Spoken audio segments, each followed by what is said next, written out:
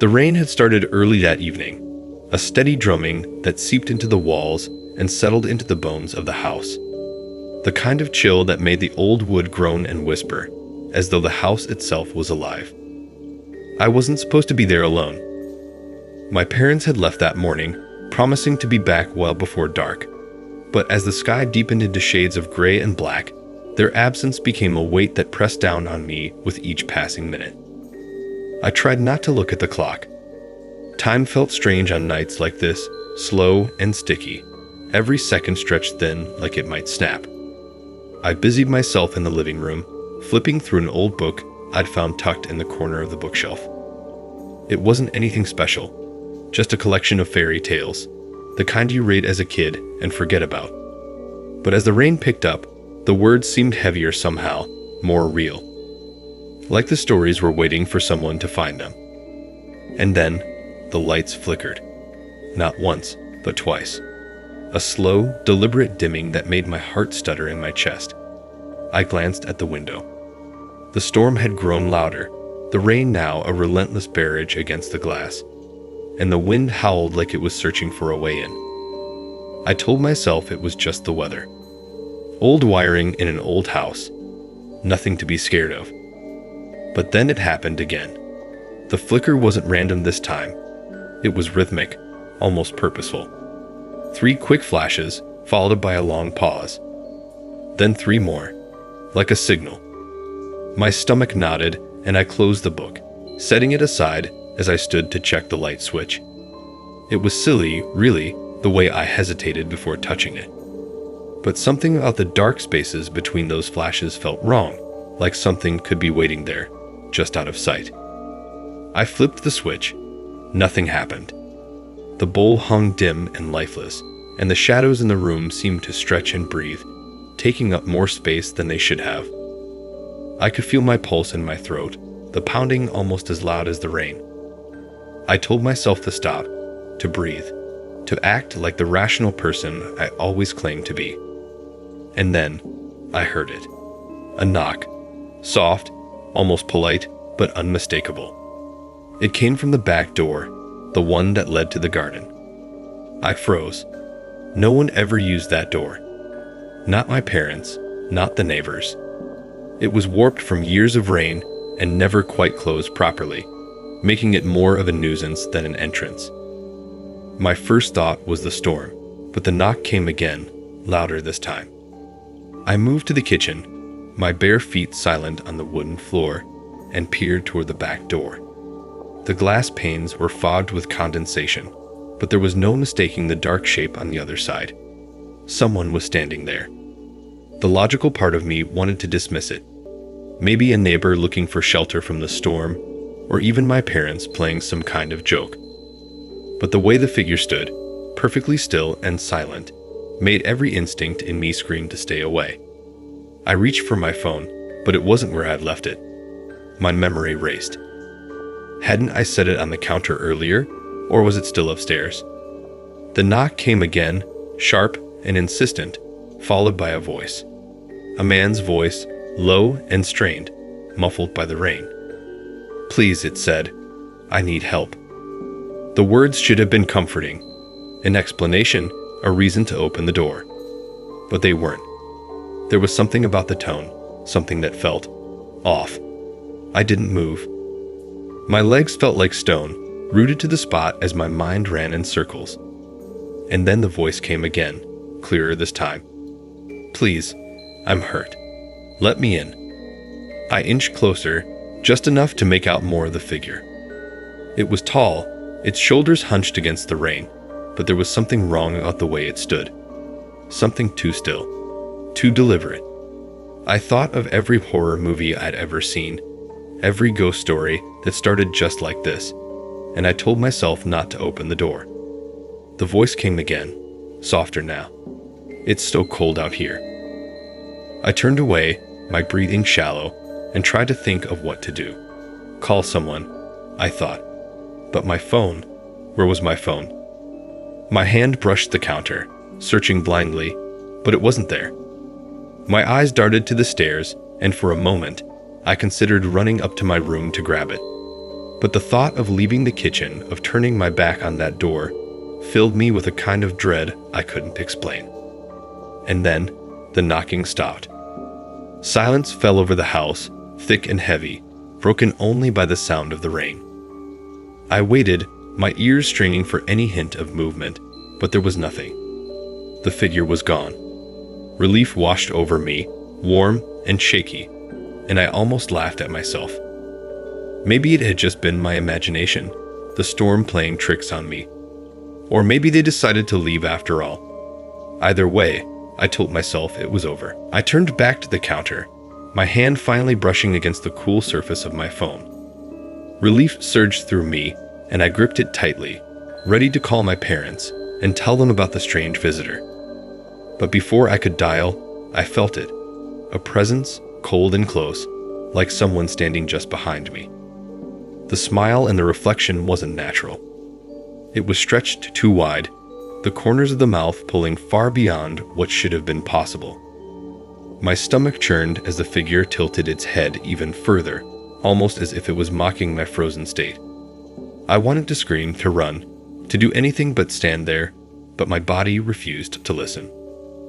The reflection flickered, just for a moment, like a glitch in an old TV screen. 1 second it was there, and the next it wasn't. My heart slammed against my ribs as I spun around, expecting to find it standing right behind me. But the kitchen was empty, just the quiet hum of the refrigerator and the relentless sound of rain battering the windows. I backed away slowly, clutching my phone as if it were some kind of shield.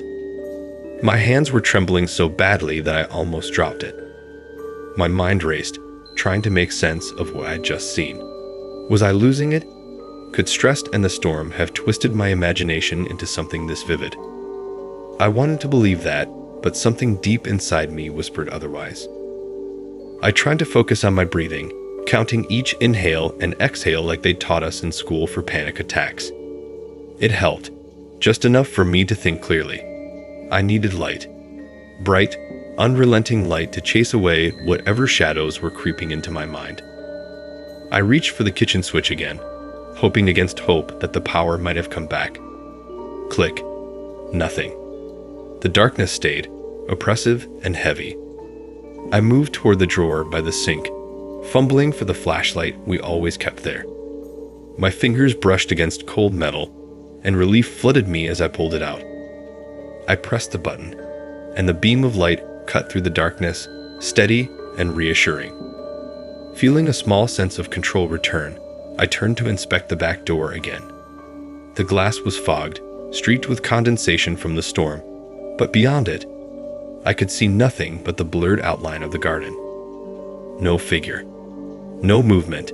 I locked the door, twisting the bolt as tightly as it would go. Just the storm, I muttered to myself.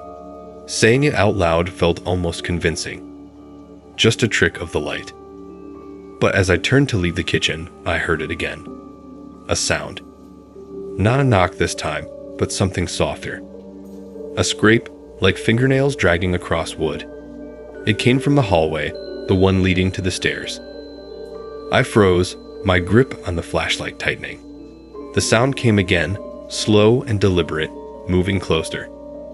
My heart pounded in my ears, drowning out the rhythm of the rain. I stepped into the hall, the beam of my flashlight trembling as I swept it across the walls. Nothing. The hallway was empty, just as it should have been.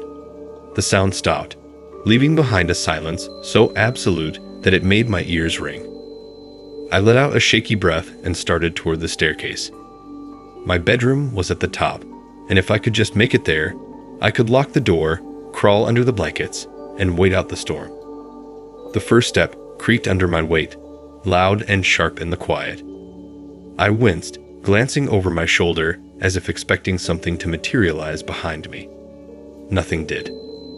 I climbed the stairs slowly, one step at a time, the flashlight beam bouncing off the walls with each movement. By the time I reached the top, my legs felt like jelly, but I was too scared to stop. My bedroom door was just ahead, slightly ajar, the warm glow of my bedside lamp spilling into the hallway. I turned, slowly, and my breath caught in my throat. There, in the reflection of the rain-streaked window, was the figure. Standing in the center of the room, perfectly still, its head tilted slightly as though it were studying me. My heart stopped, and for a moment, all I could hear was the sound of the storm, the rain pounding against the glass. I didn't turn around. I couldn't. I just stood there, staring at the reflection, waiting for it to move. But it didn't. It stayed there, silent and unmoving, like it was waiting for something. And then, it smiled. Relief washed over me. Light. Safety. I hurried forward, pushing the door open, and stepped inside. But as I crossed the threshold, my heart stopped. The room wasn't empty. Sitting on the edge of my bed was the figure. Its head was still tilted, that impossibly wide smile plastered across its face.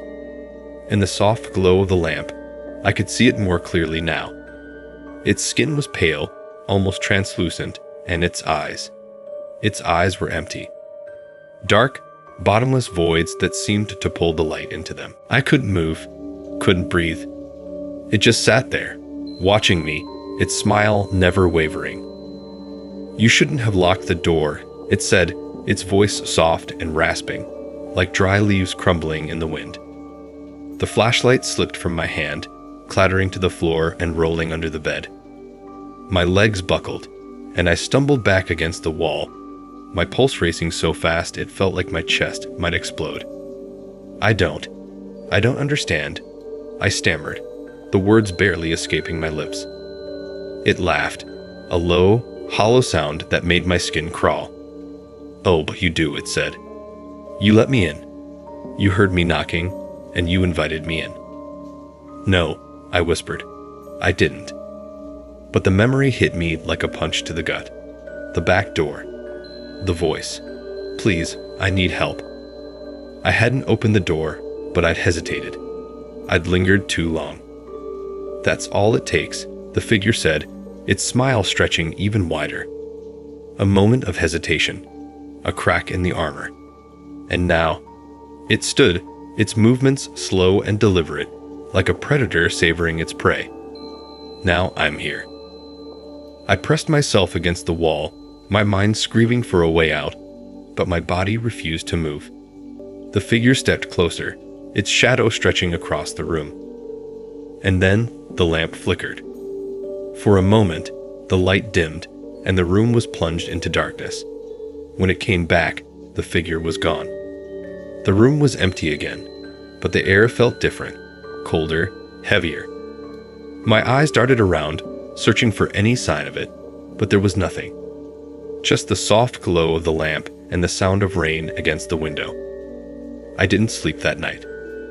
I sat on the floor, back pressed against the wall, clutching the flashlight I'd retrieved from under the bed. I kept it on, the beam cutting through the shadows like a lifeline. Every creak, every groan of the house set my nerves on edge, but the figure didn't return. When morning came, the storm had passed, and the sunlight streamed through the windows, bathing the room in warmth. But I didn't feel safe. Not really. Because I knew, deep down, that it wasn't over. The next day felt like a haze. The morning sunlight did little to comfort me, and every shadow seemed sharper, darker, as if it were hiding something just out of sight. I kept replaying the events of the night before in my mind, trying to make sense of them. Had I imagined it? Could exhaustion and the storm have twisted my thoughts into something terrifying? I wanted to believe that, but my gut told me otherwise. The house was too quiet. My parents still weren't back, and their absence felt heavier now, more ominous.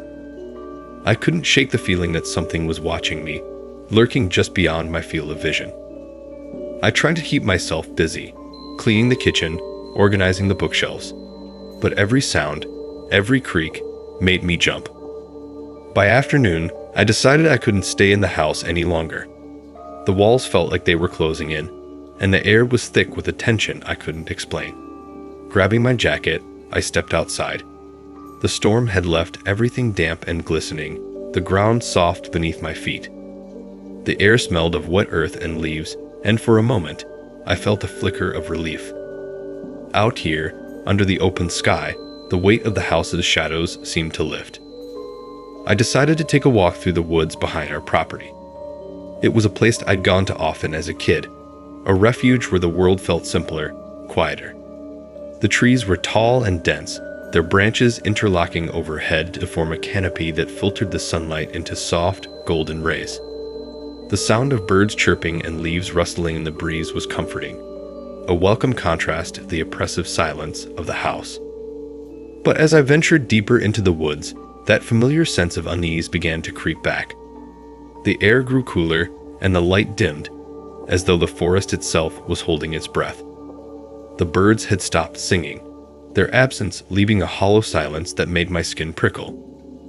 I told myself to turn back, but my feet kept moving forward, as if pulled by an invisible thread.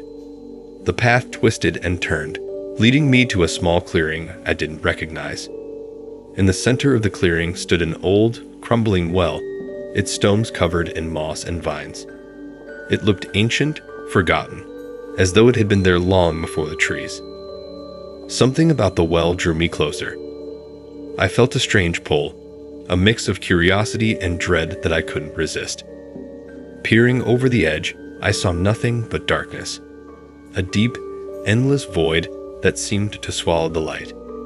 The air around the well was colder, the silence more profound. And then, I heard it, a whisper, soft and faint, like the rustling of leaves in the wind, but unmistakable. It came from the well, rising from the depths like a secret waiting to be told. My heart raced, and I stepped back, my hands trembling. The whisper grew louder, more insistent, though I couldn't make out the words. It sounded like a dozen voices speaking at once, overlapping in a chaotic symphony. I turned to leave, but the whisper became a shout, a single, piercing word that echoed through the clearing. Stay. I froze, my breath caught in my throat. The word reverberated in my mind, loud and commanding, leaving no room for doubt. Someone, or something, was down there, and it wanted me to listen. Against every instinct screaming at me to run, I took another step toward the well. "Who's there?" I called out, my voice trembling. The response was immediate. A voice, low and hollow, drifted up from the darkness. "You let it in." My blood turned to ice. "What are you talking about?" "You heard it. You opened the door." The voice was calm, almost conversational, but there was an edge to it that made my stomach churn. And now, it's here. I shook my head, backing away from the well. I didn't open anything. I didn't. The voice interrupted, sharp and impatient. "You lingered. You listened. That's all it needed." I wanted to run, to put as much distance between myself and the well as possible, but my legs wouldn't move. The shadows around the clearing seemed to shift and stretch, creeping closer with every passing second. "You can't run from it," the voice continued, quieter now. "It's part of you. It always was." The words made no sense, but they struck a chord deep within me, a resonance I couldn't explain. Before I could respond, the ground beneath me shifted, and the whispering returned, louder this time, surrounding me like a wave. I stumbled back, my foot catching on a root, and fell hard to the ground. The whispering swirled around me, rising and falling in a chaotic rhythm. My vision blurred, the edges of the clearing dissolving into shadows. And then, as suddenly as it had started, the noise stopped. I opened my eyes, gasping for breath, and found myself lying in the middle of the clearing. The well was gone. The trees were still and silent, their branches casting long shadows across the ground. I scrambled to my feet, my heart pounding, and looked around. The path I'd taken was nowhere to be seen. The clearing, once so vivid, now felt muted, like a forgotten memory. I had to get out, turning in the direction I thought I'd come from. I began to walk, my steps quick and unsteady. The trees seemed closer now, their trunks pressing in on me, but I refused to stop. The sunlight was fading, the golden rays replaced by a dim, gray light that made it hard to see. Finally, after what felt like hours, I stumbled out of the woods and onto the edge of our property. The sight of the house, with its peeling paint and crooked shutters, should have been a relief. But as I approached, a new wave of unease washed over me. The front door was ajar. I knew I'd locked it before I left. My hands clenched into fists as I stepped onto the porch, the boards creaking beneath my weight. Pushing the door open, I peered inside. The house was dark, the air cold and stale. The shadows seemed deeper now, more alive. Something had been here. I could feel it in the air, a presence that lingered like a stain. My eyes scanned the living room, the kitchen, the hallway. Everything looked the same, but nothing felt right. I called out, my voice echoing through the empty house. "Hello?" No response. And then, from the direction of the stairs, I heard it. A sound I'll never forget. Laughter. The laughter echoed down the stairs, sharp and hollow, like it didn't belong to anything human. My breath caught in my throat as I stood frozen at the base of the staircase, staring up into the dim shadows that seemed to shift with each passing second. The sound wasn't loud, but it filled the house, curling around me like smoke, making my skin crawl. I wanted to tell myself it wasn't real, that the storm, the strange events in the woods, and my restless mind had all conspired to create some kind of waking nightmare. But deep down, I knew better. Something had crossed the threshold, something I had let in. The laughter stopped as abruptly as it had begun, leaving behind an eerie silence that pressed down on me like a weight. My legs felt rooted to the floor, but I forced myself to move, one slow step at a time, toward the stairs. My hand brushed the banister, the wood cool and damp, as if the rain had somehow seeped inside. "Hello," I called out, my voice trembling. "Who's there?" Silence. But then, a sound, a soft, shuffling noise, like bare feet on wood. It was coming from upstairs. My mind raced, and every logical thought screamed at me to run, to get out of the house and never look back. But something else, a pull I couldn't quite explain, urged me forward. I had to know. I climbed the stairs, the old boards creaking beneath my weight. The flashlight in my hand felt small and useless against the growing darkness that seemed to stretch and shift around me. At the top of the stairs, the hallway stretched out before me, a narrow corridor lined with closed doors. The sound of my own breathing was deafening in the silence. And then, I saw it. The door to my bedroom, the one I had left wide open that morning, was now closed. My stomach twisted as I stared at the door, the familiar wood now seeming foreign, menacing.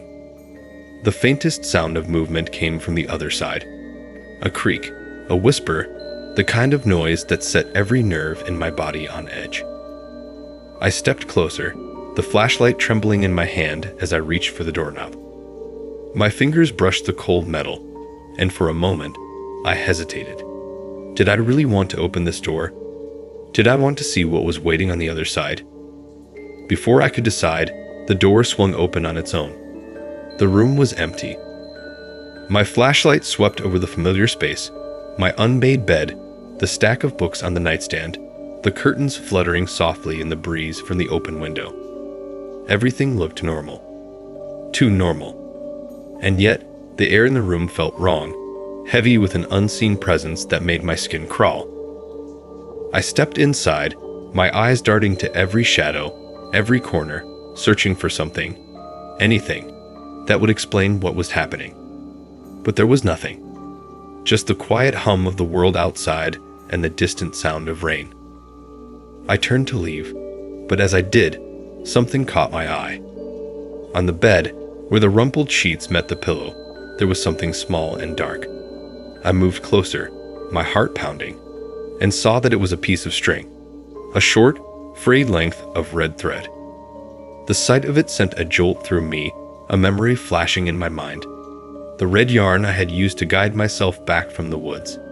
But this wasn't the same piece. That yarn was still in the kitchen drawer, untouched since the night before. This was something else. I reached out to pick it up, but the moment my fingers touched the thread, a voice whispered in my ear, "You can't leave."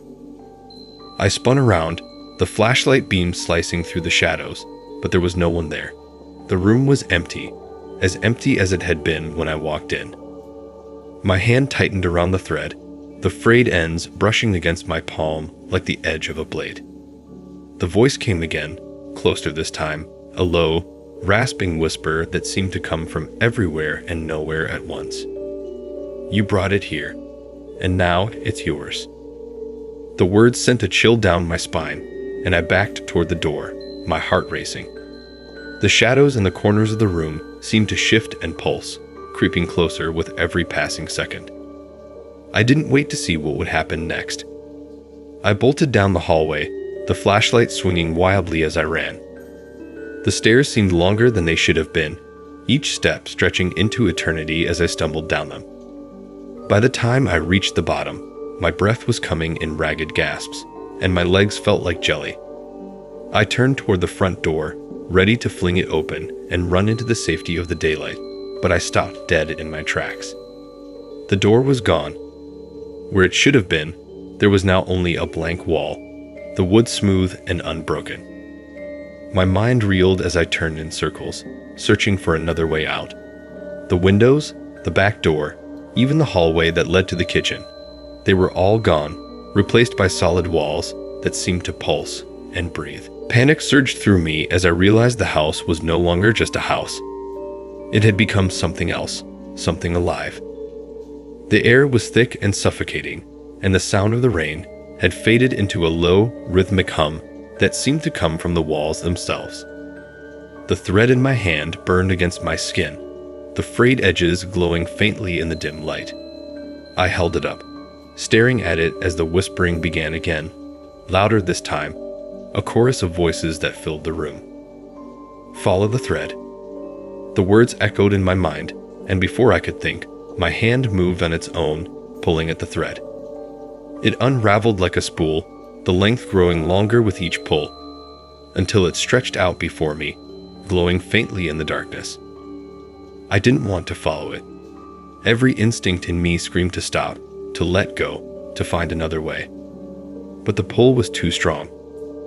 My feet moved forward, following the glowing thread as it led me toward the back of the house. The walls seemed to close in around me, the air growing colder with each step. The thread led me to a door I didn't recognize, one that shouldn't have been there. It was old and weathered, the wood warped and splintered, with no handle or lock. The thread disappeared beneath the crack at the bottom, its faint glow seeping into the darkness beyond. I hesitated, my hand hovering over the door. The whispers had stopped, replaced by a deep, heavy silence that pressed against my ears. I could feel a presence on the other side, something vast and unknowable, waiting for me to make the first move. With a deep breath, I pushed the door open. The door creaked open, revealing a dark, endless void. The air that poured out was icy and damp, carrying with it a faint, metallic scent that made my stomach churn. My flashlight flickered, its beam barely penetrating the oppressive darkness. The glowing thread continued into the void, stretching forward like an invitation or a trap. I stood at the threshold, my heart pounding so loudly I could feel it in my ears. Every rational part of me screamed to slam the door shut, to turn around and never look back. But the thread pulled at me, gentle but insistent, like it knew I wouldn't be able to resist. I took a hesitant step forward, the soles of my shoes meeting the cold, unyielding surface of the floor, or whatever it was. The texture was hard to describe. Not quite wood, not quite stone, but something in between. The door groaned as it swung closed behind me, sealing me in with the darkness. For a moment, the silence was deafening. The air was heavy, pressing against my skin, making it hard to breathe. Then, faintly, the whispers returned. Not the chaotic, overlapping murmurs I'd heard before, but a single voice, soft and low, speaking my name. It was a man's voice. Familiar, yet distant, like hearing someone you know calling from the end of a long tunnel. My grip on the flashlight tightened as I followed the thread, my steps slow and deliberate. The whispers grew louder, the voice repeating my name over and over, each time a little closer, a little clearer. "Who's there?" I called out, my voice shaking. The thread glowed brighter, illuminating a faint path ahead. The voice didn't answer, but the whispers shifted, rising and falling in a rhythm that felt almost purposeful. The thread led me to a fork in the path, where two identical corridors stretched out into the darkness. The glow of the thread dimmed, as though it too was unsure of which way to go. I hesitated, my flashlight beam sweeping from left to right, but the decision was made for me when the whispers grew louder on the left. The moment I turned down the left corridor, the air shifted. It became colder, the metallic scent sharper, and I had the distinct sensation of being watched. The beam of my flashlight caught the faint outline of shapes on the walls, smudges and streaks, as though something had clawed at the surface. My pulse quickened, but I pressed on, the thread leading me deeper into the void. The corridor opened into a cavernous space, the walls disappearing into the shadows. The thread led me to the center of the room, where something large and indistinct loomed. As I approached, the shape became clearer. A massive, ornate mirror, its surface cracked and tarnished with age. The mirror was framed in intricate carvings of faces, dozens of them, their expressions twisted in anguish or rage. The whispers grew louder, echoing around the room, and for the first time, I could make out words. "Look," they said in unison. "Look." I didn't want to. Every part of me screamed to turn away, to run, but my feet moved forward, carrying me to the edge of the mirror. The surface was dark, like black water, rippling faintly as though it were alive. My reflection was nowhere to be seen. Then, slowly, the ripples settled. A figure appeared in the glass, but it wasn't me. It was someone else, standing in a room that looked eerily familiar, my bedroom. The figure turned, and I gasped as I recognized them. It was my father. He looked exactly as I remembered him, the same sharp jawline, the same tired but kind eyes. He was standing by the window, staring out at the rain. I reached out to touch the glass, my hand trembling, but as my fingers made contact, the surface of the mirror rippled again, distorting the image. When it settled, my father was gone. In his place was the figure I had seen in my bedroom the night before. The pale skin, the void-like eyes, the too wide smile. It tilted its head, staring at me through the glass, and then it moved. It didn't step forward. It didn't walk. It simply slid toward the surface, its movements smooth and unnatural, until it was inches away. The smile stretched wider, and then it spoke. "You brought me here." I stumbled back, nearly dropping the flashlight. The figure didn't follow. It stayed within the confines of the mirror, but its presence was suffocating. My hands shook as I tried to steady the beam of light, aiming it directly at the glass. "What do you want?" I asked, my voice barely above a whisper. The figure's head tilted further, an almost playful gesture. "To show you." "Show me what?" The figure didn't answer. Instead, it raised a hand and pressed it against the inside of the glass. The mirror began to ripple again, the surface darkening until it was pitch black. My flashlight dimmed, its beam shrinking to a faint glow, and the room around me seemed to dissolve. The next thing I knew, I was no longer standing in front of the mirror. I was in my bedroom, or at least a version of it. The walls were warped, the furniture distorted, as though someone had recreated the room from memory, but gotten every detail just slightly wrong. The air was thick, heavy with the same metallic scent as before. I turned, and there it was. The figure, sitting on the edge of the bed, just as it had the night before. Its smile hadn't changed, but its eyes were different now. They weren't empty anymore. They were filled with something dark, something alive. "You brought me here," it said again, its voice low and hollow. "And now you'll stay." The room began to twist and shift, the walls bending inward as if they were collapsing. The figure stood, its movements slow and deliberate, and reached out a hand. "Take it," it said, "and I'll show you the way out."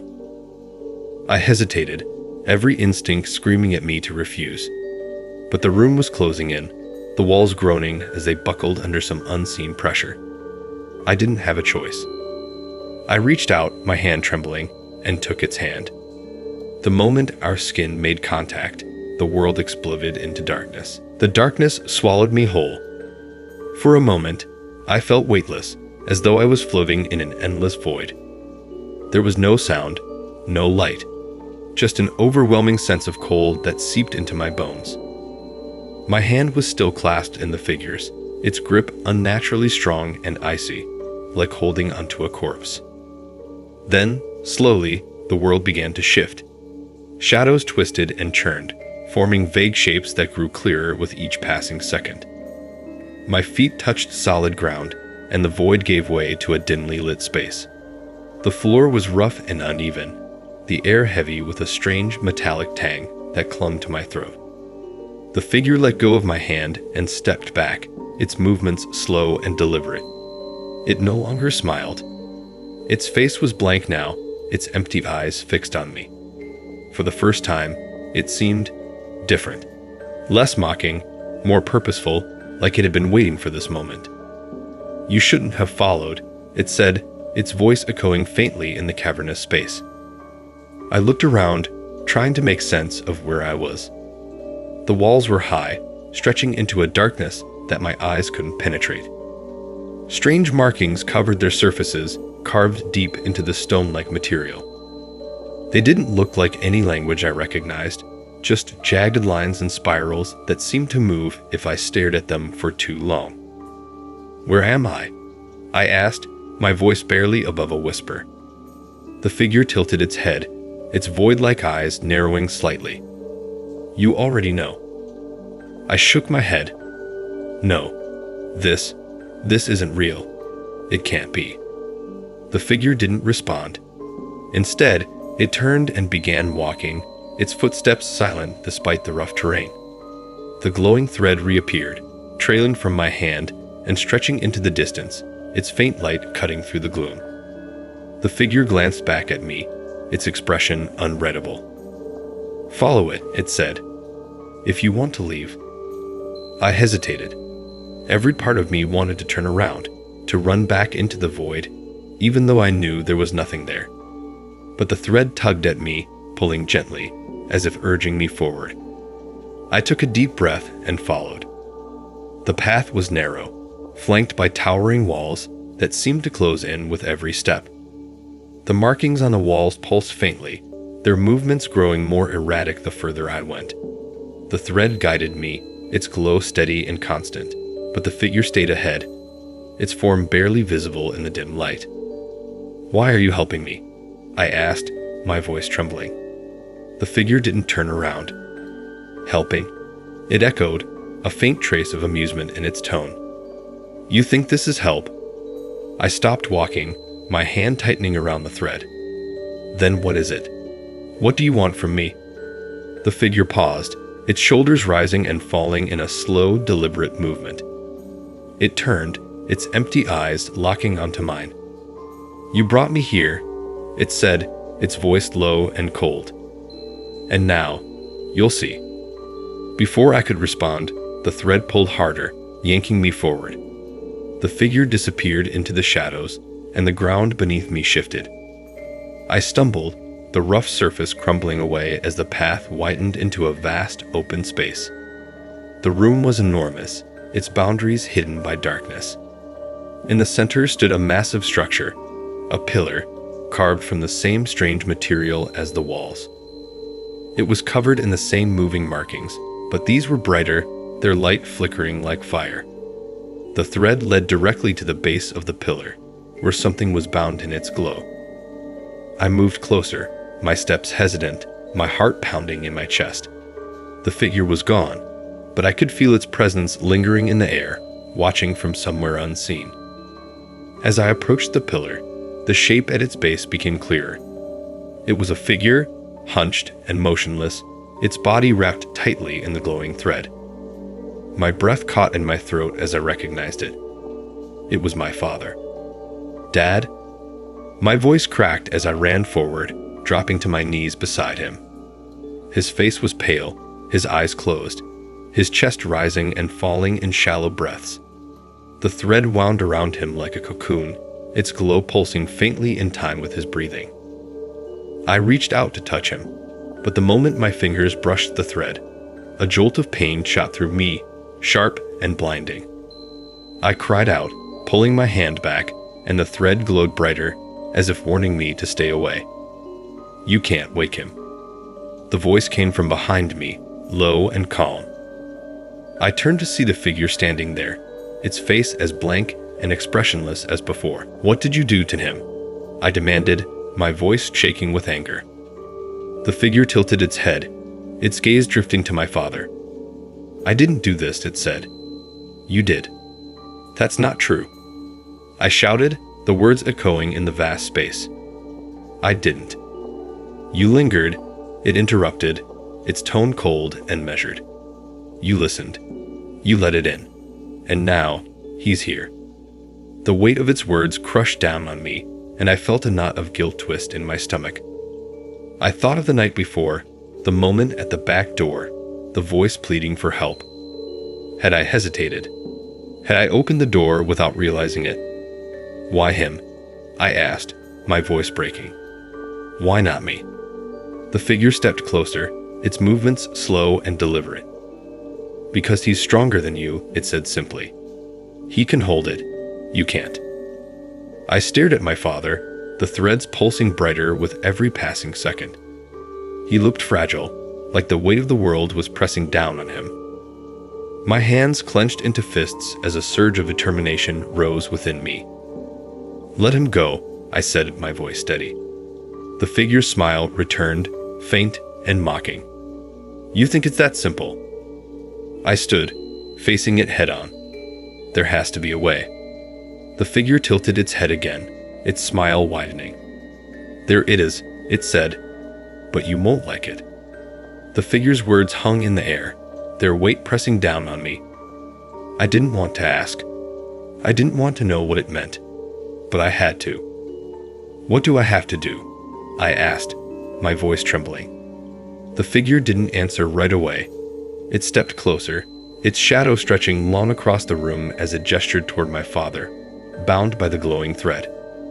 Its blank eyes seemed to bore into me, and for the first time, I thought I saw a flicker of something, pity, maybe, or perhaps amusement. It was impossible to tell. "The thread binds him," it said finally. "It protects him. It also keeps him here." I glanced down at the thread, its pulsing light casting eerie shadows across the ground. It seemed alive, as though it were breathing in time with my father's shallow breaths. "How do I remove it?" I asked, though I wasn't sure I wanted to hear the answer. The figure's smile returned, slow and deliberate. "You take his place." The room seemed to spin around me. My legs felt unsteady, and my heart thundered in my chest. "Take his place," I echoed, barely able to get the words out. The figure nodded. "The thread needs a host, a vessel. If you untie it from him, it will bind itself to you." I stumbled back a step, shaking my head. "No, there has to be another way, something else I can do." The figure's expression didn't change. "There is no other way. The thread is bound to him because he was strong enough to hold it. If you remove it, it will seek another host. And if you are not strong enough..." It trailed off, its smile widening. "What happens if I'm not strong enough?" My voice was barely a whisper. "You'll fade," it said simply. "The thread will consume you. You'll become like them." It gestured toward the edges of the room, where the shadows seemed to writhe and shift, almost as though they were alive. I followed its gaze, my stomach twisting. The shadows weren't just shapes, they were figures. Dozens of them, maybe hundreds, their forms barely distinguishable from the darkness. They didn't move like people. They twitched and jerked, their limbs bending at unnatural angles, their faces obscured by the gloom.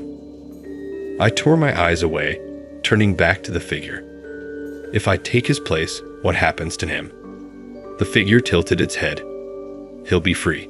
The thread will release him, and he can return to your world. A cold knot of fear settled in my stomach. It sounded simple, but nothing about this place was simple.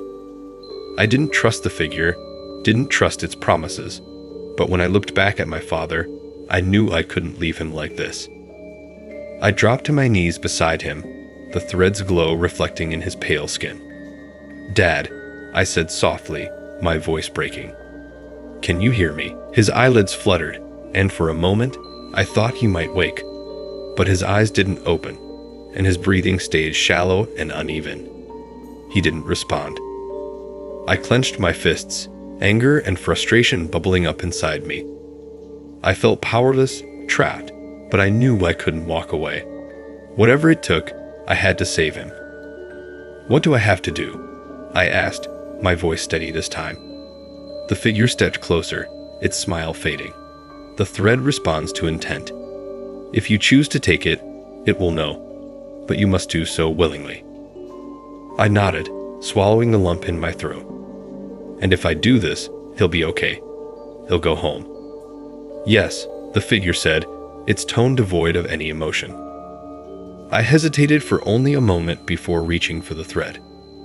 As my fingers brushed its surface, a searing pain shot through my hand, and I cried out, pulling back instinctively. The thread's glow brightened, pulsing faster, almost like it was alive. "Focus," the figure said, its voice sharp. "You must mean it. Hesitation will only make it hurt." I took a deep breath, closing my eyes. I thought of my father, of the life waiting for him outside this place. I thought of the nights he had stayed up late with me when I was scared, the way he always made me feel safe. He had always been there for me. Now it was my turn. I reached for the thread again, and this time, I didn't pull away. The pain was immediate and overwhelming, like fire coursing through my veins. My vision blurred, and the room seemed to tilt and spin around me, but I held on. The thread writhed beneath my fingers, resisting, but I didn't let go. The figure's voice cut through the haze. "Now, untie it." I focused on the knot, my fingers trembling as I worked to undo it. The thread tightened, fighting me every step of the way, but I didn't stop. My hands burned, my heart pounded, and it felt like the very air around me was pressing in, trying to crush me. Finally, the knot came undone. The thread went slack, its glow fading as it unraveled from my father's body. He gasped, his chest heaving as though he had just come up for air after being underwater for too long. I caught him as he slumped forward, his weight heavy in my arms. "Dad," I said, tears streaming down my face. "Dad, it's okay. You're okay." His eyes fluttered open, and for a moment, he looked at me like he didn't recognize me. Then, slowly, clarity returned to his gaze. What happened?" he asked, his voice hoarse. Before I could answer, the thread moved. It coiled around my wrist like a snake, its glow returning as it tightened, burning into my skin. I cried out, the pain blinding, but I didn't let go of my father. "Go," I gasped, barely able to speak. "You have to go." He shook his head, his eyes wide with fear. "No, I'm not leaving you." "You have to," I said, my voice breaking. "Please." The figure stepped forward, its presence looming over us. "The thread has chosen," it said. "He can leave, but you must stay." My father tried to argue, but his body was weak, his movements sluggish. The figure reached out, placing a hand on his shoulder, and before I could protest, he began to fade. His form dissolved into light, breaking apart like shards of glass, until he was gone. I was alone. The thread tightened around me, its glow enveloping my entire body. The pain was unbearable, and I collapsed to the ground, my vision fading as the darkness closed in. The darkness wasn't empty. It was alive, pulsing with whispers and faint, flickering lights that danced at the edge of my vision. The pain was searing, wrapping itself around every nerve in my body. But beneath it, I felt something else. A pull, deep and relentless, as though the thread wasn't just binding me, but drawing me into itself. I tried to scream, but no sound came out. My breath felt trapped in my chest, and the air was heavy, pressing against me like an unseen weight. The thread tightened further, its glow brightening until it consumed everything around me. There was no room for thought, no space for fear, only the overwhelming presence of the thread as it wove itself into my very being. Then, suddenly, it stopped. The pain receded like a tide, leaving behind a hollow ache that echoed through my body. The light dimmed, and the world around me began to take shape. I was no longer in the cavernous room. The towering walls and glowing markings were gone, replaced by something far stranger. I was standing in a vast open field. The sky above was an endless gray, neither dark nor light, and the ground beneath my feet was soft and uneven like ash. The air was still, eerily so, and the silence was absolute. The thread was still there, coiled around my wrist like a living thing. Its glow was faint now, pulsing weakly as though it had been drained of its strength. I tried to move, but my legs felt heavy, as though the ground was trying to hold me in place. "You're different now." The voice came from behind me, low and calm, and I turned to see the figure standing a few feet away.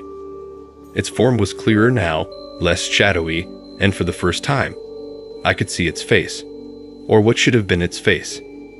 It wasn't blank anymore. It was my face. "What's happening to me?" I asked, my voice trembling. The figure tilted its head, its expression mirroring mine. "The thread has chosen you," it said.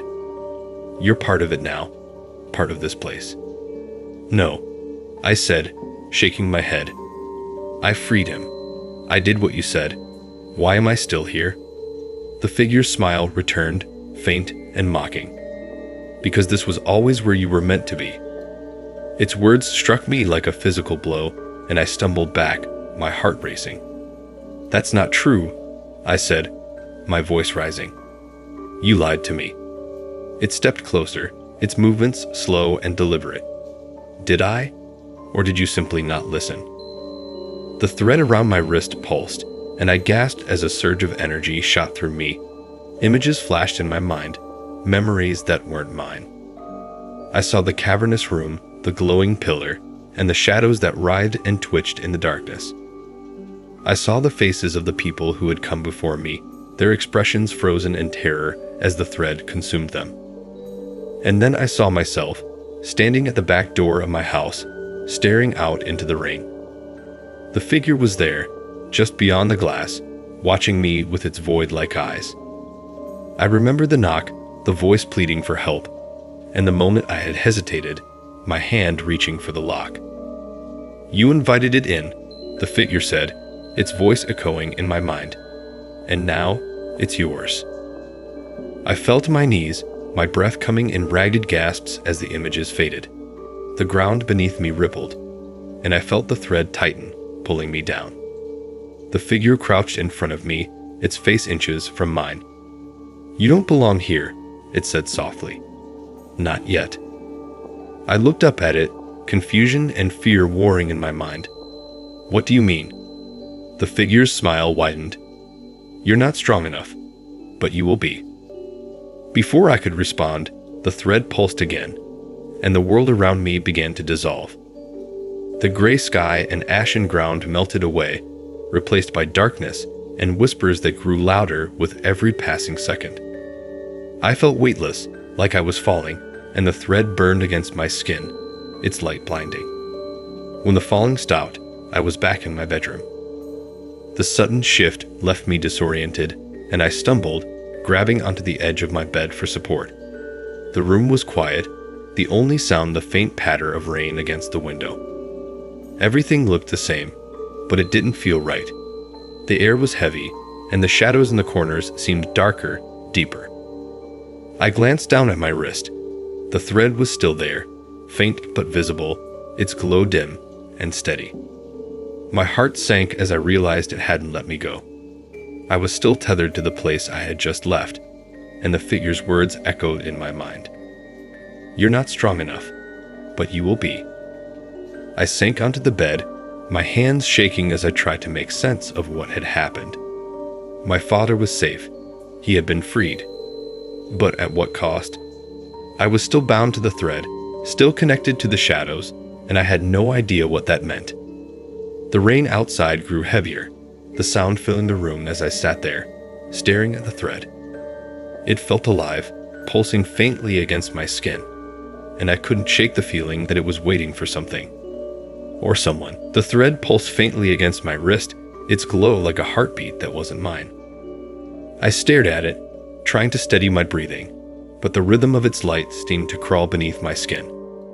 The air in the room felt heavier now, the shadows stretching longer than they should, creeping toward me as though they had minds of their own. I didn't know what to do. My father was gone, freed from this nightmare, but his absence left a hollow ache in my chest. The figure's words haunted me. "You're not strong enough, but you will be." What did that mean? Was I doomed to stay tethered to this thread, to this thing, forever? The rain outside grew louder, hammering against the window like it was trying to break through. I glanced at the door, half expecting it to swing open, but the house was eerily silent.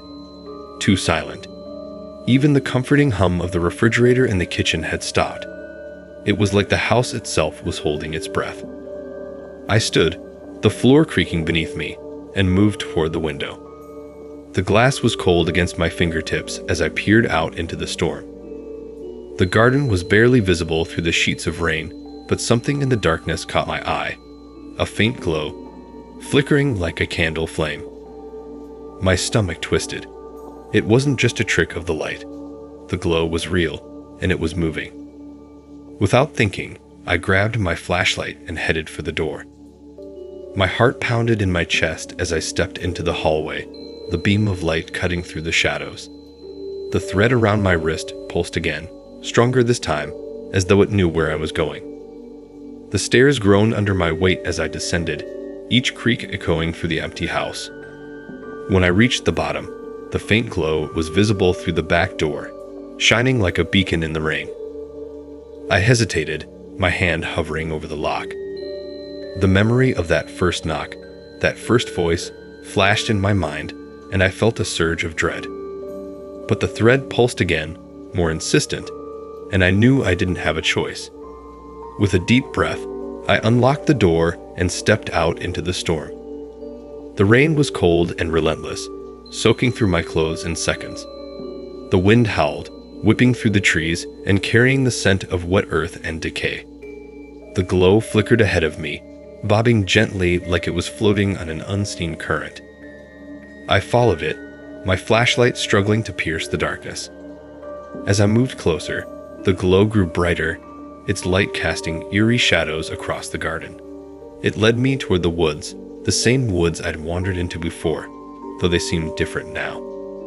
The trees loomed taller, their branches twisted into unnatural shapes, and the path beneath my feet felt uneven, as though it was shifting with every step. The glow led me deeper into the woods, its movements erratic, almost playful. I stumbled over roots and slipped on wet leaves, but I didn't stop. The thread around my wrist pulsed in time with the light, pulling me forward like an invisible leash. Finally, the glow stopped. It hovered in the air, just ahead of me, illuminating a clearing I didn't recognize. In the center of the clearing was a circle of stones, ancient and weathered, their surfaces etched with the same jagged markings I'd seen in the cavernous room. The glow hovered above the center of the circle, its light casting long, twisting shadows across the ground. I stepped closer, the thread pulling taut, and as I crossed into the circle, the glow flared brightly, blinding me for a moment. When my vision cleared, the glow was gone. In its place stood the figure. It looked the same as before, tall, pale, and impossibly still. But its presence felt heavier now, more oppressive. Its blank eyes stared at me, and for a long moment, neither of us spoke. "You came," it said finally, its voice low and calm. "I didn't have a choice," I replied, my voice trembling. The thread. The thread brought you here, it interrupted. Because you're ready. Ready for what? The figure tilted its head, its expression unreadable. To take your place. My stomach churned. I thought I already did. I thought freeing my father was the beginning, the figure said. You've crossed the threshold, but the thread is not finished with you. I shook my head, backing away. No, I didn't ask for this. I don't want this. The figure stepped closer, its movements slow and deliberate. It doesn't matter what you want. The thread chose you because you lingered, because you listened. And now, it is part of you. The thread around my wrist pulsed again, and I felt a surge of heat spread through my arm, sharp and burning. I cried out, clutching at my wrist, but the thread only tightened, its glow brightening. What does it want from me? I asked through gritted teeth. The figure smiled faintly. To see. See what? It didn't answer. Instead, it raised its hand and gestured toward the stones. The markings on their surfaces began to glow, their light flickering in time with the thread. The ground beneath my feet trembled, and the air grew heavy with an electric charge. The figure stepped back, its form dissolving into shadows as the stones began to hum, their sound deep and resonant. The thread pulled harder, dragging me toward the center of the circle, and I stumbled, falling to my knees. The markings on the stones twisted and shifted, forming shapes that looked almost familiar, faces fractured and distorted, their eyes wide with terror. The hum grew louder, filling my ears, and the ground beneath me began to crack, splitting open to reveal a deep, yawning void. The thread pulsed one final time, and I felt myself being pulled into the void. The last thing I saw before the darkness consumed me was the figure, watching from the edge of the circle, its empty eyes gleaming with something I couldn't name. The darkness was absolute. It swallowed me whole, leaving nothing but the sensation of falling, endless, weightless, terrifying. The thread around my wrist burned like fire, its glow the only faint light in the void. I tried to scream, but no sound escaped my lips. It was as if the darkness itself had stolen my voice. Then, with a sudden jolt, the falling stopped. My feet touched solid ground, and the weight of the world crashed down on me, making my knees buckle. I gasped for air, my chest heaving as I tried to steady myself. The thread pulsed faintly, a reminder that it was still there, still tethered to me. When I opened my eyes, I found myself standing in a vast open space. The air was cold and damp, filled with the faint metallic tang that had followed me since the thread first bound itself to me. The ground beneath my feet was smooth and reflective, like black glass, and it stretched endlessly in every direction. Above me, the sky, or what passed for a sky, was a swirling mass of shadows and light, shifting and pulsing in an unnatural rhythm. I wasn't alone. They were everywhere. Figures moved in the distance, their forms barely distinguishable from the darkness. They shuffled and twitched, their movements jerky and unnatural. Some crawled on all fours, their limbs bending at impossible angles, while others floated just above the ground, their hollow eyes fixed on nothing. They didn't seem to notice me, but their presence was suffocating, a constant reminder that I was in a place I didn't belong. The thread tugged at my wrist, pulling me forward.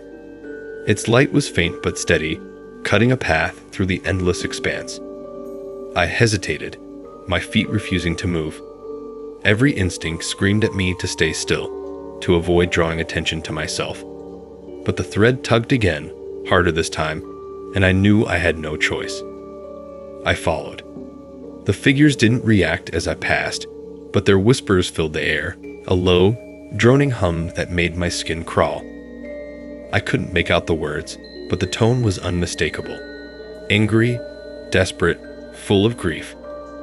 I kept my eyes fixed on the thread, refusing to look at the faces that seemed to twist and shift in the shadows.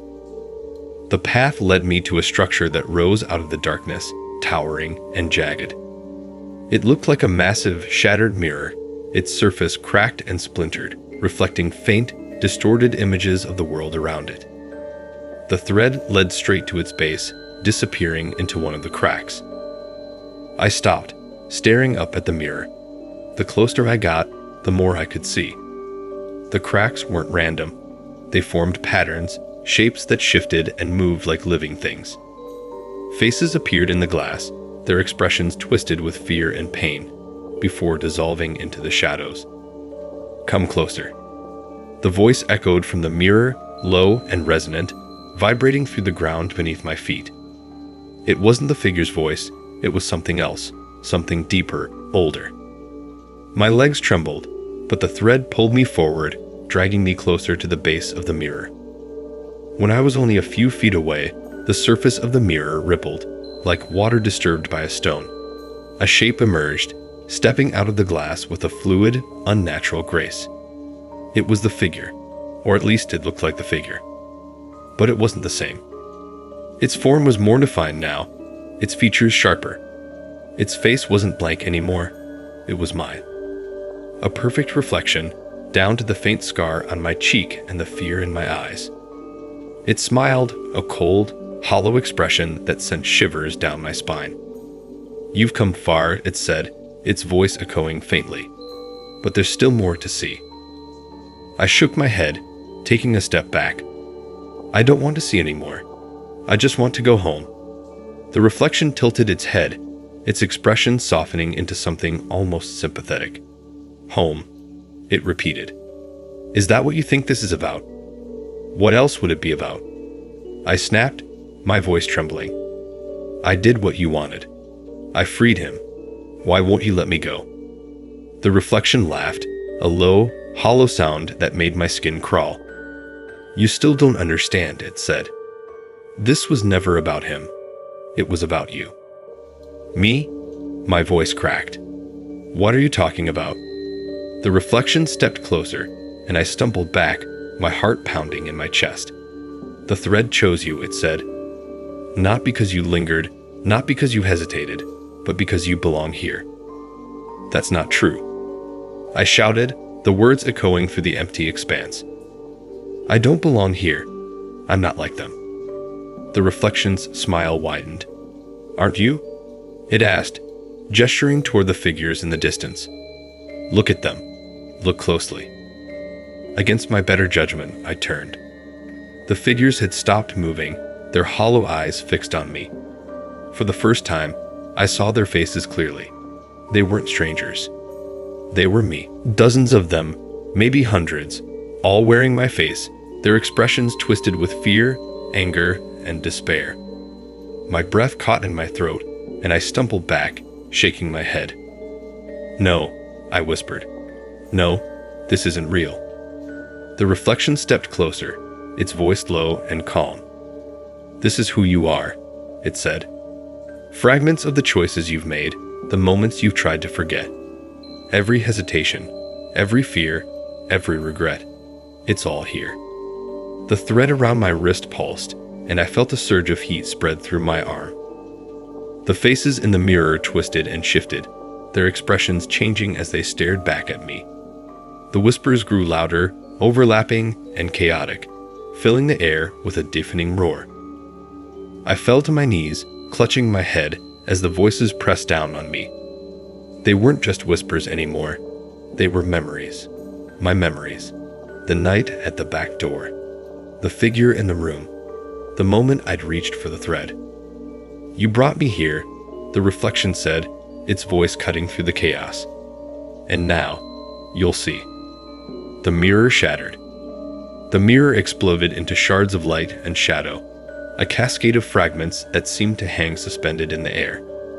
Each piece reflected a different image, memories, moments, fragments of a life that felt both familiar and alien. The shards swirled around me, cutting through the darkness with their jagged edges, and I realized with a sinking dread that they weren't just reflections. They were me. The shards moved faster, their light pulsing in time with the thread around my wrist. I tried to shield my eyes, but the images burned themselves into my mind. I saw myself as a child, running through the woods behind my house, laughing as the sunlight filtered through the trees. I saw the moment I first hesitated at the back door, the figure waiting on the other side. I saw the night my father disappeared, and the choice I made to follow him into the unknown. The memories overlapped, blurring together until they became something else entirely, something darker. I saw myself standing in the circle of stones, my face pale and gaunt, the thread wrapped tightly around me like chains. I saw my father in the same position, his eyes hollow, his body bound by the same pulsing light. And then I saw the figure, its face shifting and changing until it settled into something that made my stomach turn. It was me. The shards stopped spinning, freezing in midair, and the world fell silent. I stood there, staring at my own reflection, fractured and multiplied 100 times over. My pulse pounded in my ears as I tried to make sense of what I was seeing. "You understand now," the voice said, soft and calm. I turned to see the figure standing behind me, its form more solid than ever. Its face was still my own, but there was something different about it, something colder, sharper, like it was no longer just a reflection. "This place," it continued, gesturing to the darkness around us, "isn't a prison. It's a mirror. It shows you what you are." "I'm not this," I said, my voice shaking. "I'm not." "You are," the figure interrupted, its tone firm. "Every choice you've made, every fear you've clung to, every moment you've hesitated, it's all led you here." I shook my head, stepping back. "No, I don't belong here. I saved him. I did what I had to do." The figure tilted its head, its expression almost pitying. "You think that absolves you?" it asked. "You think freeing him was enough?" I clenched my fists, anger rising in my chest. "What else do you want from me?" The figure stepped closer, its gaze unwavering. "You brought the thread into your world. You let it in. And now, it's yours." The thread around my wrist pulsed again, brighter this time, and I felt a surge of heat spread through my body. The shards in the air began to move, circling around me like a vortex, their light growing stronger with every passing second. "This is your burden now," the figure said. "Your choice to make." "What choice?" I shouted, the words echoing through the darkness. "What are you talking about?"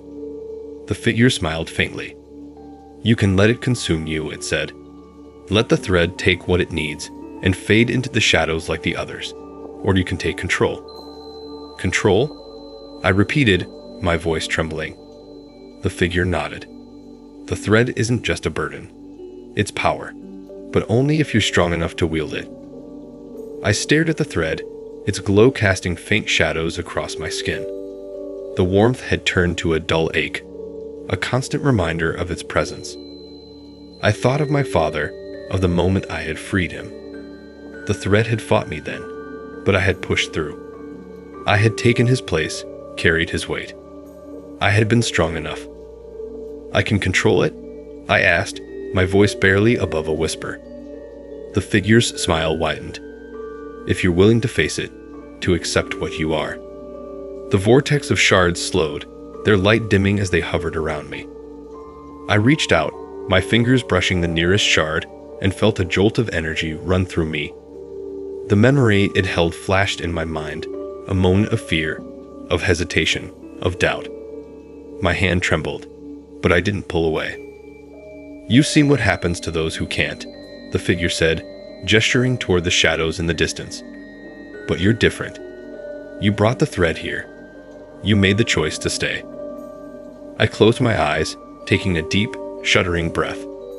The shards pulsed around me, their light growing brighter, and I felt the thread tighten, its energy surging through me. This was it, the moment everything had been leading to. The thread wasn't just a tether, it was a part of me now, a reflection of everything I had been and everything I could become. It wasn't something to fight or fear, it was something to embrace. "I'm ready," I said, my voice steady. The figure nodded, stepping back as the shards began to spin faster, their light consuming the darkness. The thread pulsed in time with my heartbeat, and I felt a wave of energy course through me, stronger than anything I had ever felt before. The shards dissolved into light, merging with the thread as it burned brighter and brighter. The ground beneath me trembled, and the air crackled with electricity. I felt the weight of the thread lift, replaced by a sense of clarity, of purpose. When the light faded, I was standing alone. The figure was gone. The darkness had receded, replaced by a faint, silvery glow that stretched out in every direction. The thread was still there, coiled around my wrist, but it felt different now, lighter, quieter, as though it was waiting for me to decide what came next. I took a step forward, the ground solid beneath my feet, and felt the thread guide me. It no longer pulled or burned. It was a part of me now, a part I could control. I wasn't the same person who had stood at the back door that night, hesitating as the rain fell. I had faced the shadows, embraced the thread, and found my strength. And though I didn't know what lay ahead, I knew one thing for certain. I wasn't afraid anymore.